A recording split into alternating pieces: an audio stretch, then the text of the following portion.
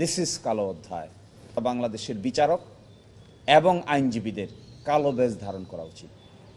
সংবিধানের 116 অনুচ্ছেদকে চ্যালেঞ্জ করে আমরা যে রিট পিটিশন দায়ের করেছিলাম, এই রিট পিটিশনের পূর্ণাঙ্গ রায় প্রকাশিত হয়েছে। এই পূর্ণাঙ্গ রায়ে 3টি বিষয় কোর্টের পক্ষ থেকে সিদ্ধান্ত দেওয়া হয়েছে।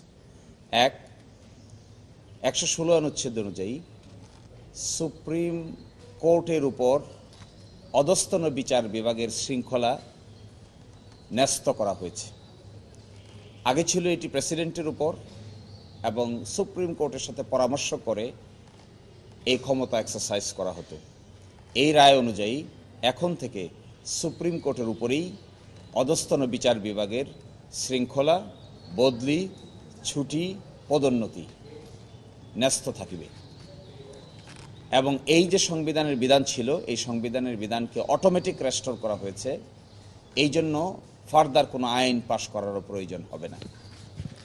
দ্বিতীয়ত হলো শৃঙ্খলা বিধি, যেটি ছিল 2017 সালে যে কনটেক্সটে একজন বিচারপতিকে দেশ থেকে তাড়িয়ে দিয়ে আরেকটি কনটেক্সটে শৃঙ্খলা বিধিকে গ্রহণ করা হয়েছিল। এই শৃঙ্খলা বিধি 2017 অধস্তন বিচারকদের শৃঙ্খলা বিধিকে অসাংবিধানিক ঘোষণা করা হয়েছে। আর তৃতীয়ত 90 দিনের ভিতরে বিচার বিভাগীয় পৃথক স্বাধীন সচিবালয় প্রতিষ্ঠার নির্দেশ দেওয়া হয়েছে। আপনারা দেখবেন এই রায়টি ঘোষণা করা হয়েছিল সেপ্টেম্বরের 2 তারিখ 2025। সচিবালয়ে অধ্যাদেশ পাশ হয়েছে 30 নভেম্বর 2025 এবং উদ্বোধন করা হয়েছে 11 ডিসেম্বর 2025। এই সচিবালয় অধ্যাদেশও আজকে পার্লামেন্টে রহিত করা হয়েছে। আমি মনে করি বাংলাদেশের বিচার বিভাগের ইতিহাসে today is the black day.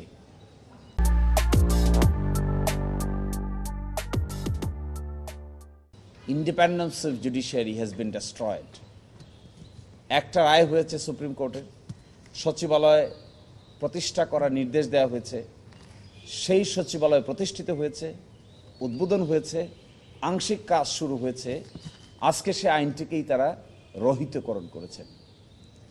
একই সাথে তারা এখন আর্গুমেন্ট করছেন যে হাইকোর্টের এই রায় আপিলের পরে কার্যকর হবে, আপাতত কার্যকর হবে না। আমরা মনে করি এটাও সঠিক ব্যাখ্যা নয়। এই সমস্ত ক্ষেত্রে আমরা অতীতে দেখেছি, যেখানে সুনির্দিষ্ট কাজ হয়ে যায় কোনো আইনের অধীন, সেই সমস্ত জায়গায় স্ট্যাটাস কো থাকে যতক্ষণ না পরবর্তী বিষয়টি নিষ্পত্তি না হয়েছে। কিন্তু এখানে তা না করে ওই আইনটিকেই বাদ করে দেওয়া হয়েছে। আইনের অধীনে সচিবালয় যে প্রতিষ্ঠা হয়েছে তার কি হবে, বিল্ডিংয়ের কি হবে, কাজের কি হবে, জনশক্তির কি হবে, এগুলো বিচার বিভাগের ইতিহাসে একটা ব্ল্যাক সিমটম হিসেবে থেকে যাবে। দিস ইজ কালো অধ্যায়। আমি মনে করি এই ঘটনার জন্য সারা বাংলাদেশের বিচারক এবং আইনজীবীদের কালো বেজ ধারণ করা উচিত, মুখে কালো কাপড় পরা উচিত। এইভাবে কোনো একটা অঙ্গের স্বাধীনতাকে কেড়ে নেওয়া যায় প্রতিষ্ঠিত হওয়ার পরেও। এটি হলো একটি বিরল নজির। অতীতে বিচার বিভাগীয় সচিবালয় প্রতিষ্ঠা হয় নাই, কিন্তু প্রতিষ্ঠার পরে এটিকে এইভাবে ডেস্ট্রয় করা যায়, নিশ্চিহ্ন করে দেওয়া যায়, তার একটি বাস্তব নমুনা আমরা দেখতে পেলাম। So again, this is a precedent which is bad in nature. Nobody should appreciate this type of act by the government.